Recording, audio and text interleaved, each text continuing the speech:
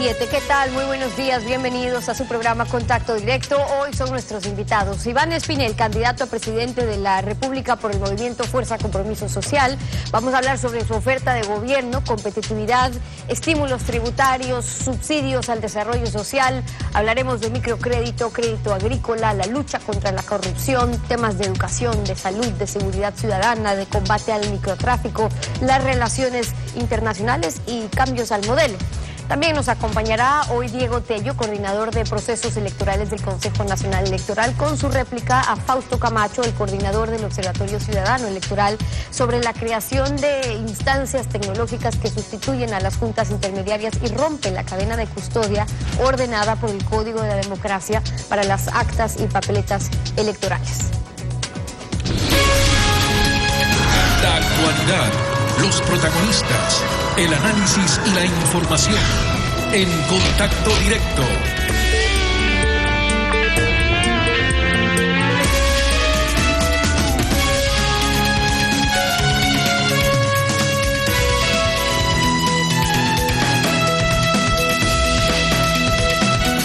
¿Qué tal, Alfredo? Buenos días, ¿cómo te va? Muy bien, Estefi, buenos días a todos. Continuamos la segunda ronda de entrevistas a los candidatos presidenciales con un esquema diferente de preguntas y respuestas. Bueno, en la primera parte con Alfredo y en la segunda conmigo habrá preguntas y repreguntas. Al final, un mensaje a la ciudadanía. El entrevistado tendrá 1 minuto para responder. Va a haber un reloj en sus pantallas que marcará la disminución del tiempo y al final del minuto se desvanece el audio. Tú comienzas, Alfredo.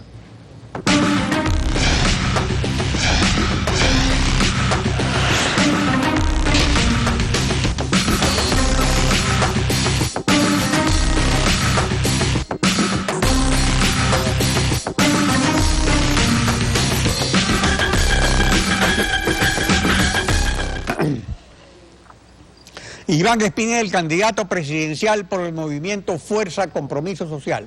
Buenos días, bienvenido a Contacto Directo. Muy buenos días, Alfredo, muy buenos días a todos los ecuatorianos. Para administrar el Estado como presidente de la República, ¿en qué áreas específicas son sus conocimientos, experiencia y destrezas?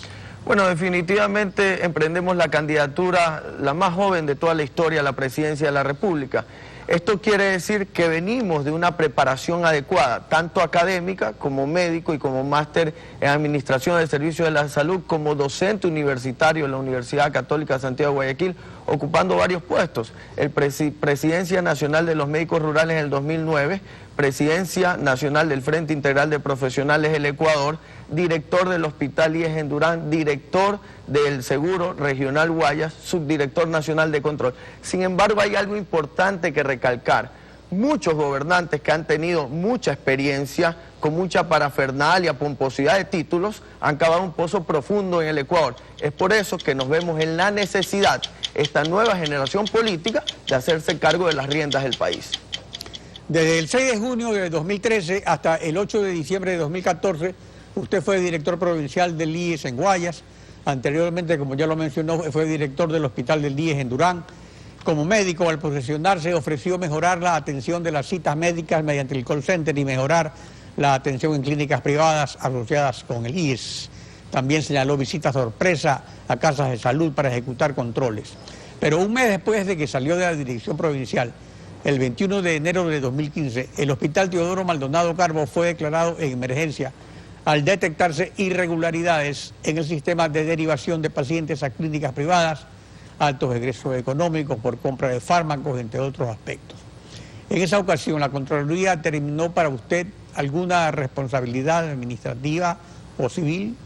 En lo absoluto, Alfredo. Debo recalcar que cuando nosotros estuvimos al frente de la Dirección Provincial del IES en Guayas, hicimos 2 cambios importantes para remediar esta falta de derivación adecuada de los pacientes. Primero, abrimos dispensarios médicos 24 horas, 7 días a la semana. Uno que queda al norte, en la Marta de Rol 2, y otro al sur de Guayaquil, en la Valdivia. Estos atendían hasta las 8 de la noche, aperturamos 24 horas, 7 días a la semana. Y después creamos el primer centro de derivación a nivel nacional, para que ya no sea el Hospital Teodoro Maldonado Carbo quien derive, sino este centro que está a las 24 horas abierto.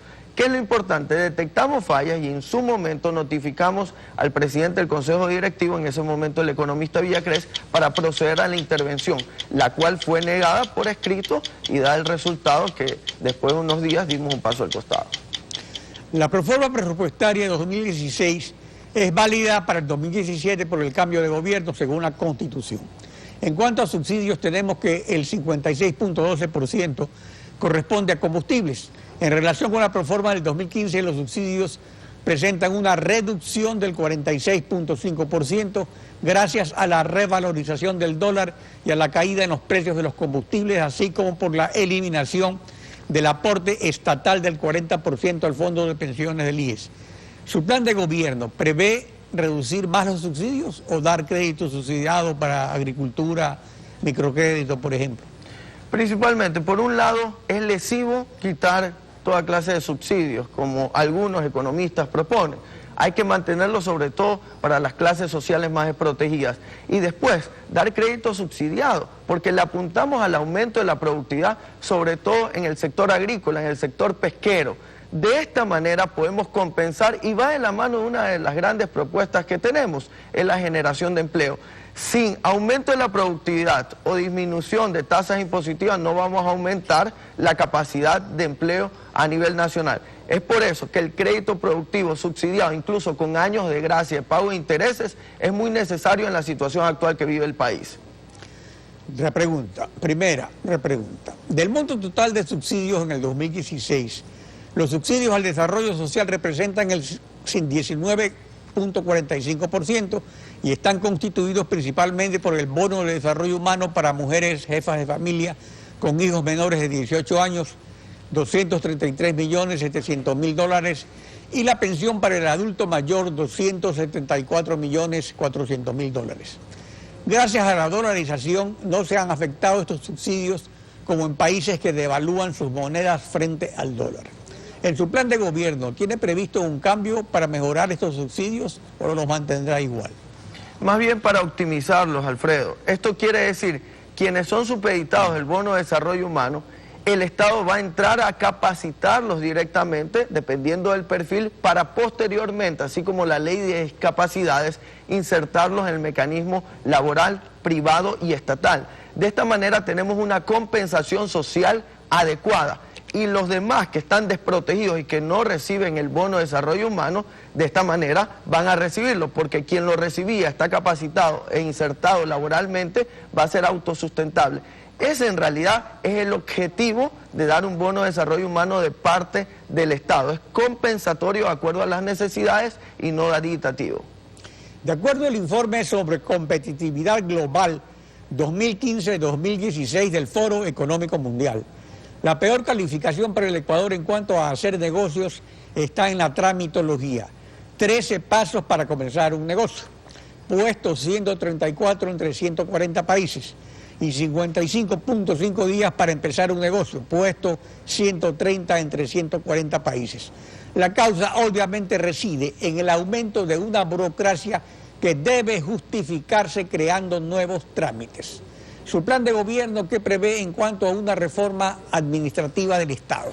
Alfredo, ciudadanos, una cosa va acompañada de lo otro. No puede ser posible que para crear una empresa en el ámbito de emprendimiento tenemos muchos trámites y, como usted lo ha manifestado, el aparato burocrático, esa burocracia dorada en el país ha crecido de manera significativa. Nosotros vamos a achicar el tamaño de esa burocracia dorada, condensando en cierta fusión de empresas privadas, por ejemplo, y acabar con ciertos ministerios coordinadores para, primero, priorizar el gasto corriente ineficiente que se ha hecho durante mucho tiempo por parte del oficialismo, y después de esa compensación reducir el déficit fiscal que se tiene.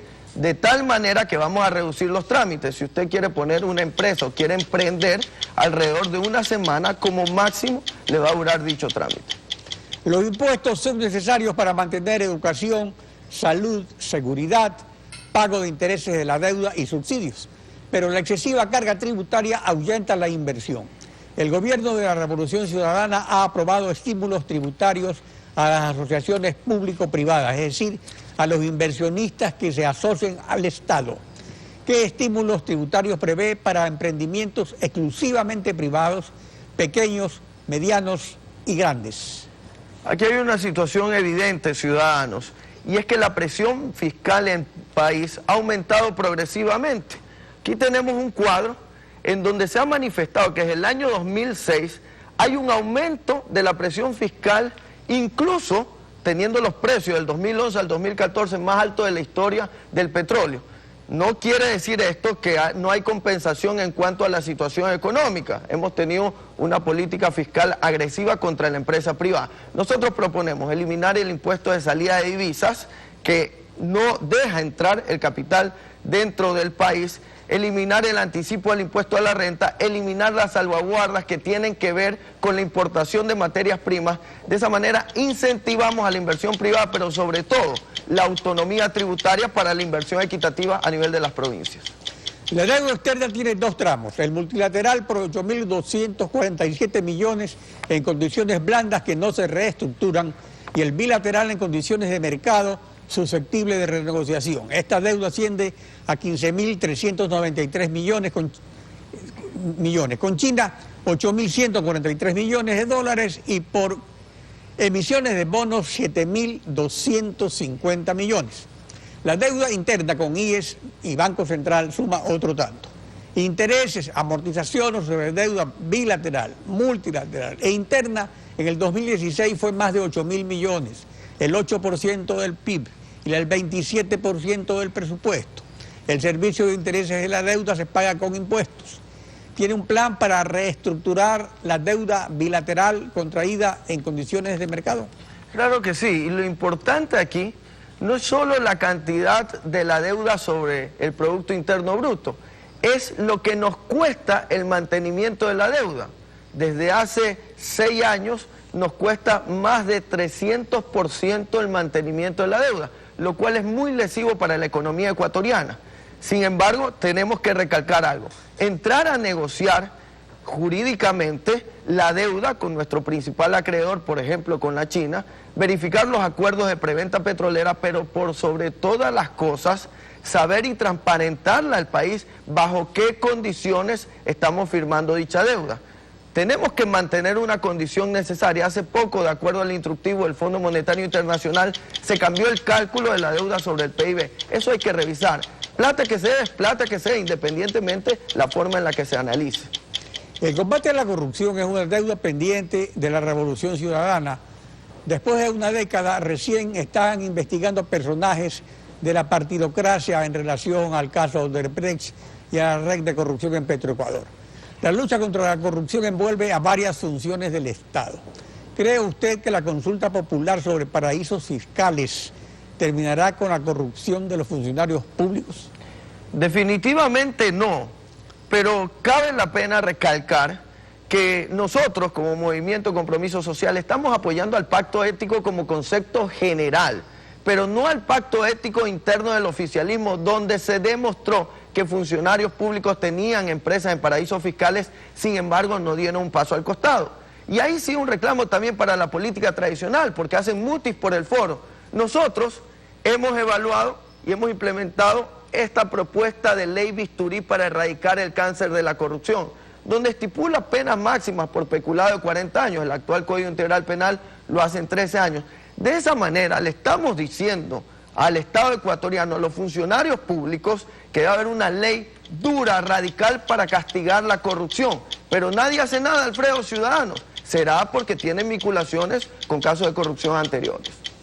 Segunda y última repregunta. Algunos candidatos han planteado una cooperación de Naciones Unidas contra la corrupción, como en Guatemala, donde ha funcionado con éxito, pero eso implica un trabajo conjunto de la Comisión de Naciones Unidas con los funcionarios de las funciones judicial y de transparencia y control social, que continuarán en funciones varios años más.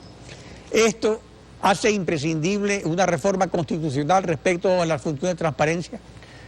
Mire, nosotros hemos propuesto, por ejemplo, la elección de fiscal por voto popular, lo cual no genera un cambio constitucional, sino una modificación del reglamento de participación ciudadana para elegir al fiscal.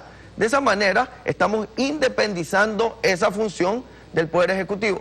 En los objetivos de desarrollo sostenible de las Naciones Unidas, nosotros hemos propuesto y hemos sentado nuestra base de plan de gobierno. Esto quiere decir funciones independientes que no necesitan cambio constitucional porque las leyes están dentro de la Constitución, pero sí genera independencia plena, y esto verificado por toda la ciudadanía en un control estricto diariamente de los objetivos que se cumplen por parte de los organismos de turno. Iván Espinel, gracias. Después de la pausa, Steffi continuará con la segunda parte de la entrevista. Son las 7 de la mañana con 17 minutos. Vamos a una pausa. Cuando regresemos, seguimos con Iván Espinel, candidato a presidente de la República por el movimiento Fuerza Compromiso Social. Vamos a hablar ahora de educación, de salud, de seguridad ciudadana, el combate al microtráfico, un poco de las relaciones internacionales y cambios al modelo. Quédese en nuestra sintonía, ya regresamos.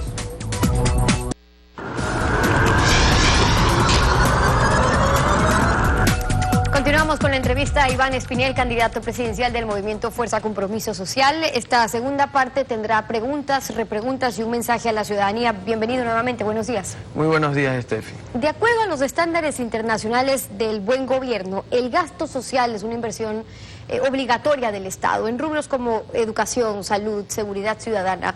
Y respecto a educación inicial, básica y bachillerato, el Ecuador asigna 3.2% del PIB en el presupuesto, a pesar de que la Constitución ordena el 6%, mientras en Costa Rica es el 7%, en Colombia el 4.7%, en Chile 4.6% del PIB.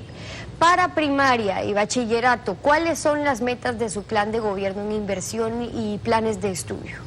Bueno, estableciendo que nosotros como país estamos por debajo de la media de Latinoamérica y el Caribe, donde se establece, de acuerdo a organismos internacionales, el 5.2% del Producto Interno Bruto. Sin embargo, tenemos países que invierten muchísimo más, como Cuba y Dinamarca, uno de los primeros del mundo. El Ecuador, como usted bien lo ha manifestado, no pasa del 3.8%, sabiendo que en la Constitución hay un 6%. Dentro de nuestro plan de gobierno estipula el aumento del 0.5% anualmente del PIB en relación a la inversión. Pero esto quiere decir, sobre todo en talento humano, en investigación de las condiciones sociales, tanto de la primaria y la secundaria, donde es la principal fuente de formación de los nuevos ciudadanos. Esto quiere decir materias como ética, moral y sobre todo emprendimiento.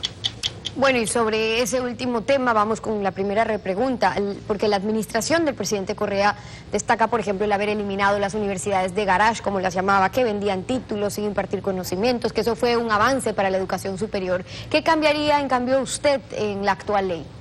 Bueno, la ley orgánica de educación superior es muy buena en su contexto general, pero, por ejemplo, no incluye dentro del Consejo de Educación Superior a las entidades privadas. Eliminó muchos de estos institutos técnicos superiores que en el gobierno de Iván Espinel se están tratando de levantar para tener mano de obra calificada. En este aspecto debemos ser mucho más inclusivos y, claro, eliminando ese examen que te dice qué carrera decidir, como el examen del SENACIC, y teniendo un libre acceso universitario. Bueno, y en salud tampoco se ha cumplido con el porcentaje mínimo de ese 4% del PIB que es ordenado por la Constitución, menos que el 6% en educación. A pesar de las inversiones, la salud pública se ha visto desbordada por el aumento de la demanda. Por ejemplo, se incluye a los hijos menores de 18 años, lo cual es bueno, pero el IES no tiene la capacidad hoy por hoy para atender este número de pacientes. Y eso lo saben todos quienes van al IES por una cita. ¿Cuál es su propuesta en salud? Steffi, ciudadanos, Estado que no invierte en salud y educación es un Estado que vive en la época de las cavernas. Hay que tener un aumento progresivo de la inversión. Y es preciso en salud que de ese 4% del PIB nosotros hemos destinado 0.5% para la investigación específica y también ampliando los servicios 24 horas, 7 días a la semana. De acuerdo a la Organización Mundial de la Salud, el 80% de los problemas de salud pública se originan en la etapa primaria, o sea, en los centros y dispensarios médicos. De esta manera vamos a poder compensar y disminuir la brecha que se tiene en cuanto a la asignación de citas. Con respecto a la seguridad social, al ISFA, al ISPOL, vamos a aperturar los hospitales para todos los ciudadanos. Hablemos de seguridad ciudadana, más allá de las encuestas que solo revelan la realidad de las comisarías, de los juzgados, más allá de la insatisfacción ciudadana, de los resultados en el botón de pánico, la policía comunitaria, el servicio 911. ¿Cómo va a reforzar la seguridad ciudadana usted? Dentro de nuestro plan de gobierno estipula un mayor aumento de la inversión dentro de la seguridad ciudadana, dado que los ciudadanos consideran que están más inseguros que en épocas anteriores, alrededor de un 70.6%. Esto quiere decir, por un lado, crear un grupo élite de la mano de la Secretaría Nacional de Inteligencia que no investiga a periodistas, a políticos, sino que investigue a la AMPA organizada, y de otra manera, centros de rehabilitación adecuados, donde verdaderamente se rehabilita el ciudadano. Hemos dicho a la empresa privada que utilicen mano de obra, quien está cumpliendo una condena, ese dinero que gana va a las familias y la empresa privada va a tener cero imposición de tributos. Esto hay una compensación necesaria, aumento de la productividad e inserción laboral. El tema de la seguridad ciudadana es de vital importancia para los ecuatorianos, por eso una repregunta sobre eso. En el triángulo internacional de la cocaína, que está constituido por Colombia y Perú, que son los mayores productores mundiales, el Ecuador ha sido siempre ángulo de tránsito hacia los mercados internacionales, y una estrategia de los cárteles del narcotráfico internacional es impulsar el consumo interno para así poder distraer a la policía. Y esto se está desarrollando con fuerza a través del microtráfico y bajo la sombría de la despenalización del consumo, que por cierto no es nueva. ¿Cuál es su plan para combatir el microtráfico que está afectando tanto a nuestra juventud? Primero, verificar también las fronteras específicamente y analizar el cierre en ciertos casos, porque tenemos aquí muchos extranjeros que vienen a delinquir al país y hay que tener mucho cuidado. Después, esa tabla lesiva para nuestros jóvenes, en donde dice que si tienes menos de 1 gramo es permitido el consumo o la tenencia. Si yo reparto entre 100 personas menos de 1 gramo y comenzamos a vender, se vuelve un negocio de microtráfico. Para esto, se va a coger o se va a apresar a la persona que tiene tenencia de este tipo de sustancia y se va a verificar si es un adicto o si es una persona que de esta manera hace un negocio. Si es de la segunda parte un microtraficante, se va directamente a la cárcel, y si es un adicto, el Ecuador va a constituir en la Constitución de la República un problema de salud pública, lo cual va a tener centros de rehabilitación necesarios.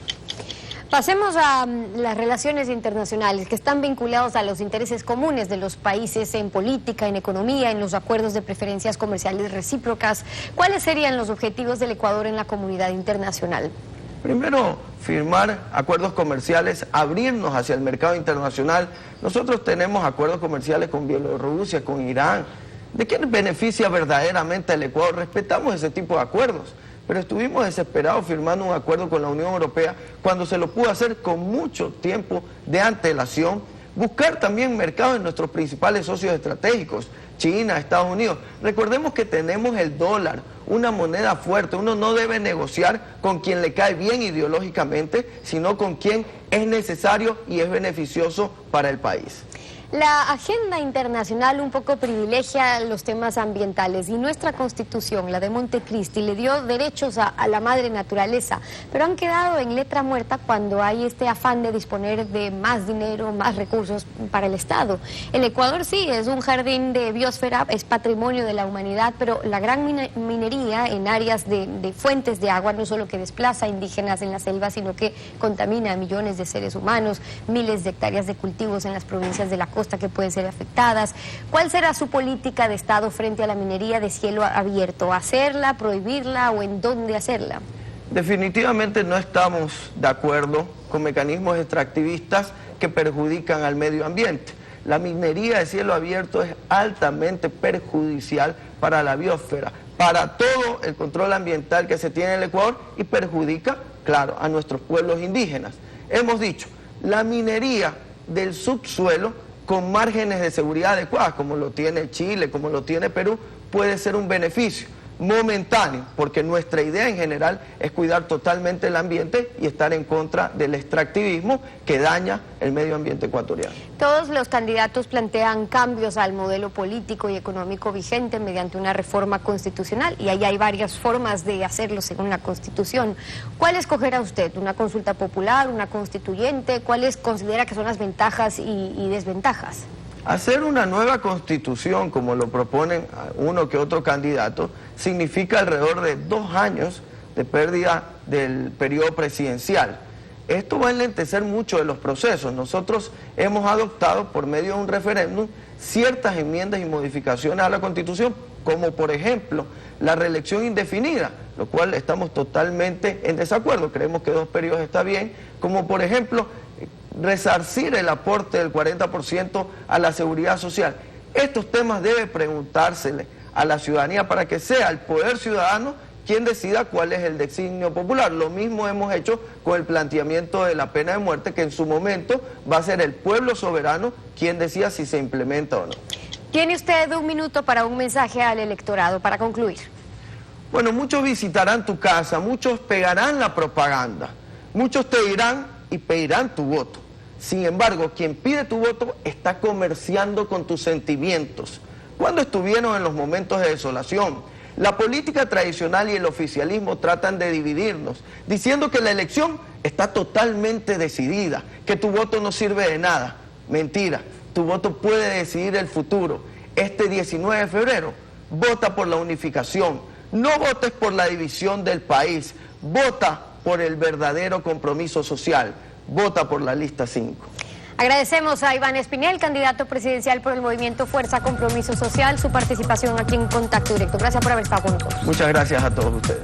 7 de la mañana con 30 minutos. Una pausa y al regresar estará Diego Tello, el coordinador de procesos electorales del Consejo Nacional Electoral, y su réplica a Fausto Camacho, el coordinador del Observatorio Ciudadano Electoral, sobre la creación de una instancia tecnológica que sustituya las juntas intermedias de escrutinio. Lo analizamos al volver. Quédese usted en nuestra sintonía. Una cosa es continuar la historia y otra, repetirla. Lo dijo Jacinto Benavente, dramaturgo español, Premio Nobel de Literatura 1922.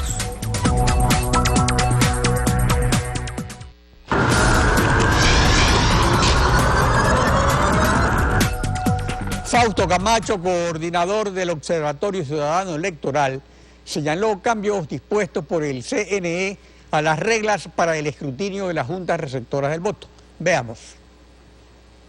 Se han añadido pasos que no están contemplados en la ley. Ese paso que se ha añadido es abrir el sobre, extraer el acta en un sitio distinto a un organismo electoral, sin la presencia efectiva de una audiencia pública de escrutinios, y eso pone en peligro la integralidad. ¿Qué sé yo si es que las actas, las imágenes que se han ofrecido entregar son las que nacieron de ese documento físico, que no los volvemos a ver porque finalmente el tercer ejemplar se lo eliminó y lo reconoce el señor Tello? Qué pena que lo reconozca, pero están incumpliendo la ley, pues. No es cualquier documento, el resumen de los resultados tiene un fin específico según la ley. El fin específico es ser entregado a los delegados de los sujetos políticos. El acta debía tener un tercer ejemplar de ese instrumento para ser exhibido. Diego Tello, coordinador nacional electoral del Consejo Nacional Electoral, ha solicitado el derecho a la réplica. Buenos días, bienvenido a Contacto Directo. Muy buenos días, Alfredo, gracias por el espacio. Primero, la resolución PLE-CNE 3022-9-2016 del CNE, en su artículo 12 crea los recintos de transmisión y publicación de actas que no están previstos en el Código de la Democracia, o que los puede crear según el artículo enumerado que hay después del artículo 127 del Código, el CNE, como un procedimiento tecnológico. Pero lo que no puede es romper la cadena de custodia que ordena el artículo 127. Hago esta introducción para que se enmarque mejor su réplica. Muy amable, gracias. Primero, indicar que es una lástima que el señor Camacho, o sea, desinforme a la ciudadanía y a los actores de igual electorales y políticos. El Consejo Nacional Electoral no ha eliminado ningún acta de escrutinio. Nos mantenemos con los 3 ejemplares del acta de escrutinio. El primer ejemplar que va dentro del paquete electoral, es el acta que va dentro del sobre rojo. El segundo ejemplar del acta de escrutinio que va al coordinador de mesa, que es la acta que ya voy a comentarle, se va a hacer a escanear en cada uno de los recintos electorales. Y la tercera acta, que es el acta de conocimiento público y resumen de resultados, que se entregan a las diferentes organizaciones políticas y que se pega en el lugar en donde funcionó la Junta Receptora del Voto. Este es un documento muy importante para que las organizaciones políticas hagan su control electoral.